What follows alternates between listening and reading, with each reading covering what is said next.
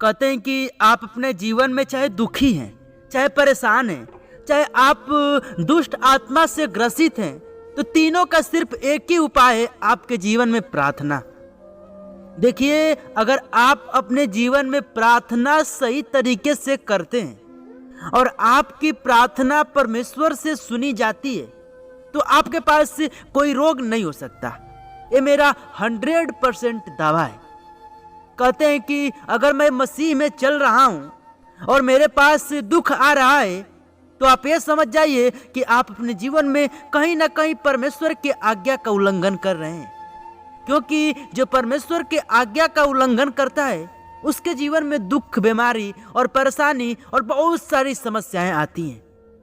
आप अपने जीवन में मजबूत बनिए। जब आप मजबूत बनेंगे, आपका जीवन प्रार्थना करने वाला होगा, तो आपके जीवन में कभी कुछ नहीं हो सकता। अगर आप प्रार्थना करने में बहुत ज़्यादा जो कि नहीं कर पाते, बहुत ज़्यादा आपको नहीं आता, परमेश्वर का वचन आपको नहीं याद रहता, तो आप परमेश्वर से अनुग्रह मांगिए।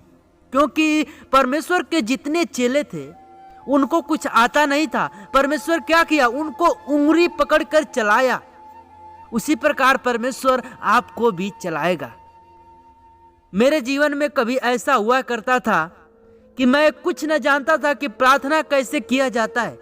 आपको एक मुख्य बातें बता दें कि मैं परमेश्वर के वचन का अर्थ नहीं बता पाता था।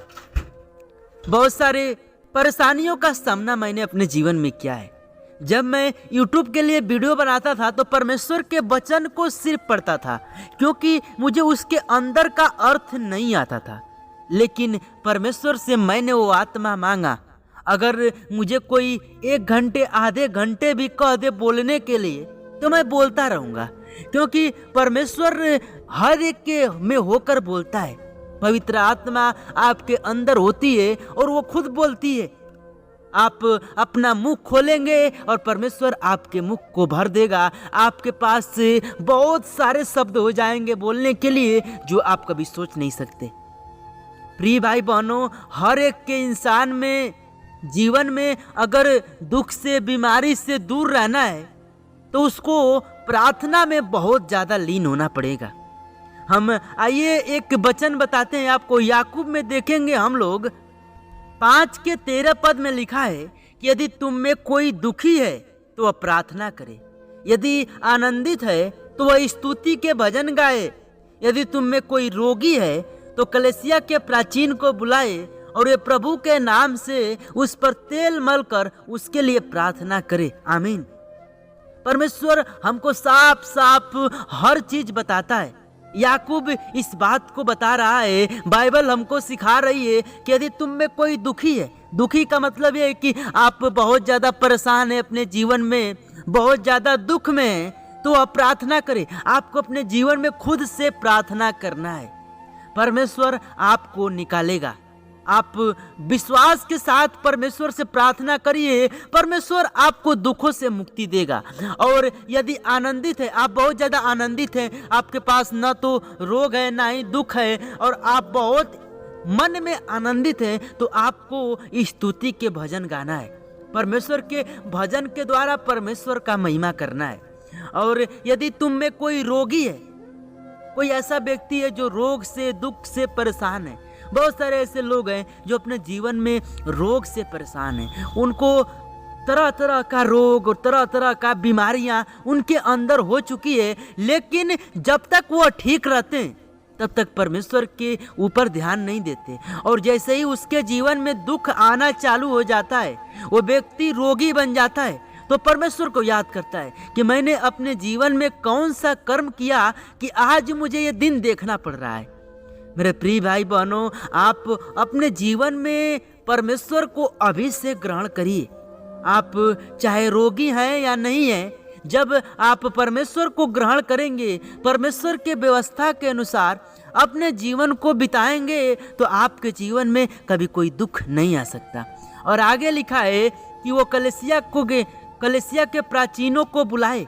प्राचीन मतलब जो कलीसिया में पास्टर हैं, उनको बुलाए और वे प्रभु के नाम से उस पर तेल मलकर, यानी परमेश्वर के नाम से, प्रभु यीशु के नाम से उस पे तेल मलकर और प्रार्थना करे, रोगी चंगा हो जाएगा।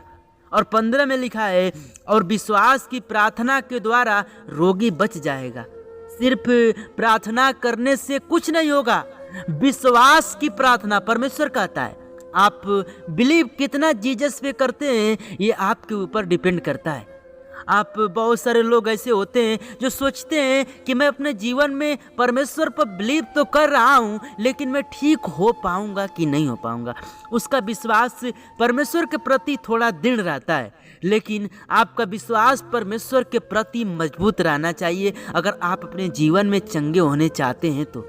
और लिखा है कि और विश्वास की प्रार्थना के द्वारा रोगी बच जाएगा और प्रभु उसको उठाकर खड़ा करेगा। आमीन।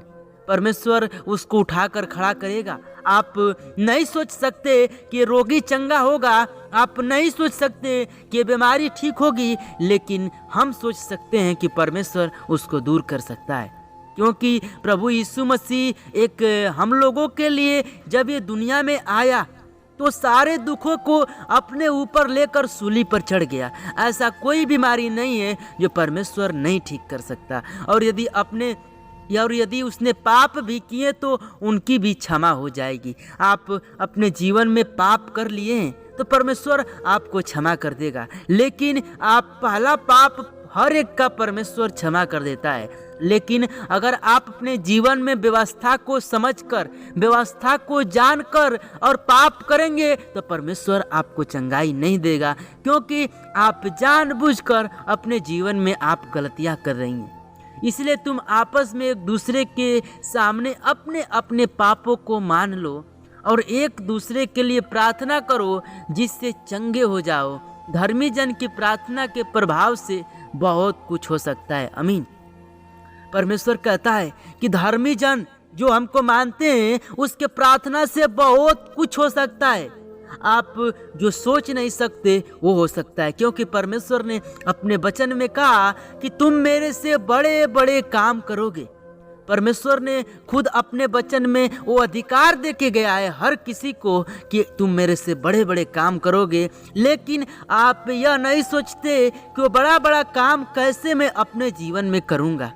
परमेश्वर से आप वो आत्मा मांगिए, परमेश्वर से आप वो बुद्धि मांगिए, परमेश्वर आपको सामर्थ्य हो, बुद्धि हो, ज्ञान देगा, जिससे आप परमेश्वर से बड़े बड़े काम कर सकते हो। वो यीशु के नाम में वो इतना सामर्थ्य है कि हर एक बीमारी वो यीशु के नाम से दूर हो जाएगी। मेरे प्रिय भाई बहनों, मैं परमेश्वर से यही प्रार्थना करूंगा कि ये वचन के द्वारा परमेश्वर हर किसी को आशीष दे। और आज के वीडियो को सिर्फ यही तक रखूंगा। मिलते हैं नेक्स्ट वीडियो में, तब तक सबको जय मसीह की। प्रीज द लॉर्ड। हालेलुया।